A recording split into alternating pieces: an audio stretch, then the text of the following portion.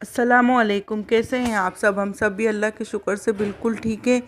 तो यहाँ पर ये रात को मैं ना सोच रही थी कि चांद हो जाएगा, पर चांद नहीं हुआ था। तो फिर मुझे नवेद के कपड़े भी लेना थे, क्योंकि उसके मैंने नमाज के कपड़े तो ले चुकी थे हम लोग पहले ही।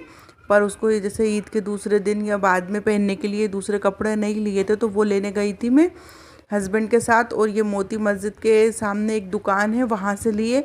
तो यहाँ पर मैं वीडियो बना रही थी कि बाहर भी उन्होंने सेल लगाई थी और अंदर दुकान में मिलते हैं कपड़े, लेकिन कल उन्होंने बाहर भी दुकान लगाई थी। और उसके जस्ट बाजू में वो दुकान थी खाने पीने की, जहाँ फिरनी वगैरह खाने की और भी चीज़ें मिल रही थी बिल्कुल बाजू में।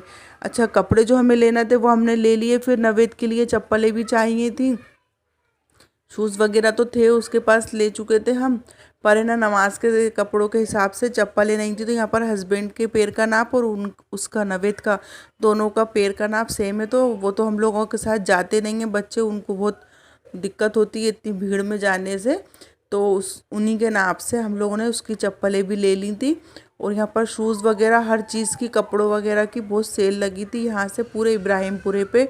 बहुत ज़्यादा भीड़ थी। और हम लोग है ना ईशा की नमाज़ के बाद गए थे। फिर जब हम वापस लौट रहे थे तो इसी भीड़ थी कि इंसान एक दूसरे से घुस घुस के ऐसे चल रहे थे। अच्छा, यहाँ पर पर्स वगैरह मिल रहे थे। मैं सोच रही थी बिट्टू के लिए ले लूँ, पर मुझे पर्स पसंद ही नहीं आए। इतने हल्के क्वालिटी के पर्स थे, फिर भी वो 300 से 400 रुपये में सेल में थे। जो बाहर रखे थे दुकान के बाहर सेल में, वो ही ऐसे थे। वो ज़्यादा मुझे अच्छे भी नहीं लगे। तो फिर मैंने पर्स वगैरह तो नहीं लिया, क्योंकि अभी मैंने थोड़े दिन पहले ही उसके बर्थडे पे पर्स लिया था। तो उसने बोला था, वैसे भी मना करा था उसने। पर मैं कानों के मैचिंग वगैरह देख रही थी उसके लिए। अभी बीच में जो मैंने दिखाए थे आपको कानों के, वो तो मैंने ऐसे ही ले लिए थे, पसंद आए थे कि कभी किसी चीज़ पे काम आ जाएंगे। पर जो उसका ईद का ड्रेस है ना, उसके मैचिंग के लिए मैं देख रही थी। तो यहाँ पर तो मुझे मिल गए थे, पसंद आ गए थे। थोड़े लड़कियों के हिसाब से चाहिए थे, मतलब ज़्यादा हेवी भी ना हो और थोड़े अच्छे भी दिखे। तो मैंने कानों के टॉप्स वगैरह ले लिए थे। और यहाँ पर ये दुकान वाले भैया मुझे ब्लैक और वाइट में चाहिए थे ना, तो इसलिए वो ब्लैक की दिखा रहे थे। मैंने उनसे बोला था ब्लैक कलर में या वाइट कलर में दिखाइएगा, उसका कलर ऐसे, ये सूट का ब्लैक एंड वाइट। तो वो सारे जितने भी ब्लैक थे वो सारे रख रख के दिखा रहे थे लाइन से। तो मुझे जो पसंद आया था मैंने वो ले लिया था। ये जो हस्बैंड हाथ करके दिखा रहे हैं ना, हमने ये वाला लिया है। फिर वहाँ से लौटते टाइम है ना, मैंने आज वो बनाया था सेरई के लिए, अंडे की भुर्जी बनाई थी, अंडे का खागीना। इसकी रेसिपी भी मैं दे चुकी हूँ आप लोगों को। तो है ना, फिर उसके लिए है ना आते टाइम वो ले ली थी हमने लक्ष्मी टाकिज़ से नल्ली नहारी। तो उस पर नल्ली नहारी को सेरई में हमने थोड़ी गरम कर ली थी। और आज मैंने पराठे भी नहीं बनाए थे कि सालन है तो पराठे से बिल्कुल नहीं खाया जाएगा। तो इसलिए फिर मैंने है ना रोटियां बनाई थी, और थोड़ा सा हमने अंडे की भुर्जी भी निकाल ली थी। और फिर हम लोगों ने उसकी सेरई कर ली थी। और उसके बाद फिर मैंने चाय पी ली थी, क्योंकि अगर हम चाय नहीं पिए तो फिर मेरे पूरा दिन सर में दर्द होता रहता है। तो चाय तो मैं ज़रूर से पीती हूँ। मेरी बेटी भी चाय पीती है, हस्बैंड तो नहीं पीते। हस्बैंड तो है ना वो दूध दूध वगैरह लेते हैं।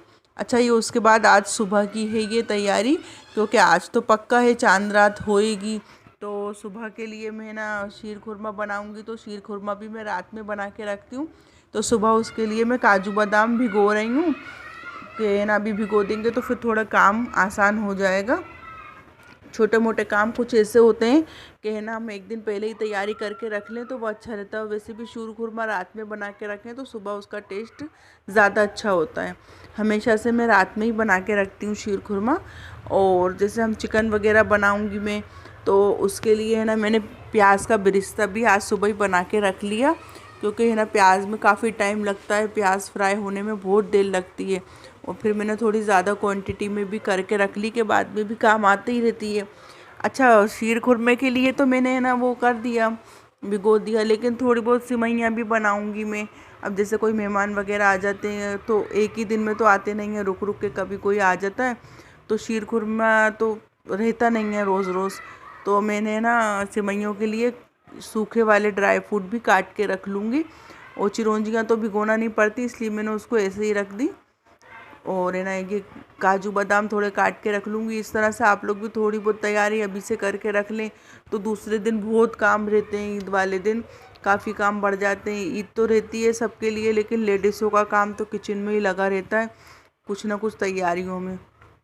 यहाँ पर मैं खड़े होकर ड्राई फ्रूट भी काट रही थी। और प्याज देखिए मैंने सुबह इतनी सारी काट ली थी, बच्चे वगैरह सब सो रहे थे तो मैंने प्याज वगैरह भी काट के, और उस किचन की थोड़ी सी क्लीनिंग भी करना थी क्योंकि काफ़ी 1 महीना हो गया, रमज़ानों से पहले करी थी मैंने सफाई, उसके बाद नहीं करी थी, तो इसलिए फिर उसको भी साफ़ वगैरह कर लिया था। और फिर ये काम छोटे मोटे भी निपटा लिए थे मैंने कि चलो सुबह फिर ज़्यादा कुछ काम नहीं होगा। और रात में मैं चिकन भी मैरिनेट वगैरह करके रख दूँगी तो सुबह जल्दी काम हो जाएगा।